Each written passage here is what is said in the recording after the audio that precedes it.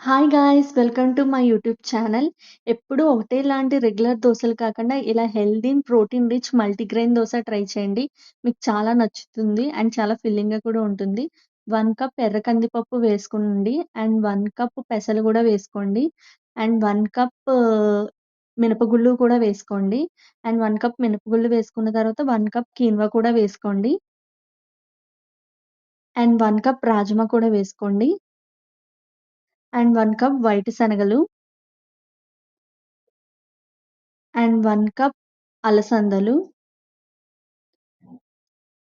And 1 cup white rice కూడా వేసుకోండి. And 1 cup white బఠానీ వేసుకోండి. ఇవన్నీ వేసుకొని బాగా మిక్స్ చేసుకోండి.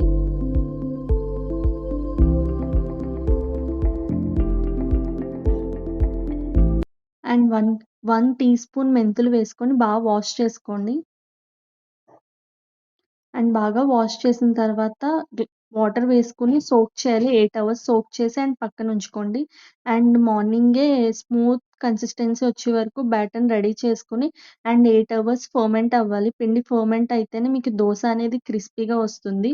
అండ్ ఫర్మెంట్ అయిన తర్వాత ఇలా కొంచెం ఒక బౌల్‌లోకి తీసుకొని కొంచెం వాటర్ యాడ్ చేసుకొని దోస బ్యాటర్‌లా రెడీ చేసుకోండి. అండ్ ఈ దోస చాలా healthy and protein rich and multigrain dosa.